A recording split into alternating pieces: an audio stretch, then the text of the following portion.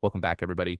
Today I'm going to teach you how to change the date and time format in HubSpot CRM. This is especially useful if you're working across different time zones or need your CRM to display dates in a format that matches your region or personal preference. Let's get started. First, open your browser and head over to HubSpot.com. Once you're there, sign into your account using your credentials. If you're new to HubSpot and don't have an account yet, you can create one or start a free trial to get access to all the features. After signing in, you'll land directly on the HubSpot dashboard, which serves as your central hub for managing contacts, deals, and all your CRM activities. Now that you're on the dashboard, look toward the top right corner of your screen.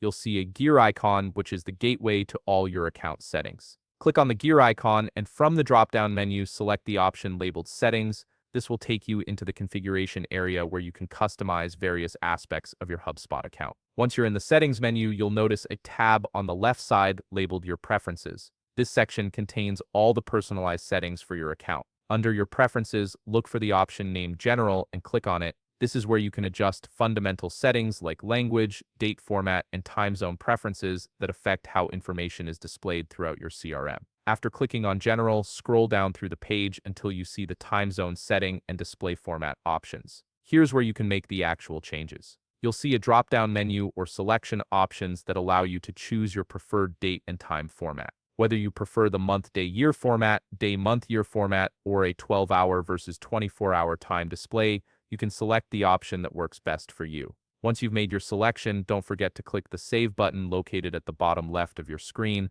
This ensures that all your changes are applied and will be reflected across your entire HubSpot account moving forward. If you found this video helpful, please leave a like, subscribe, and see you in the next video.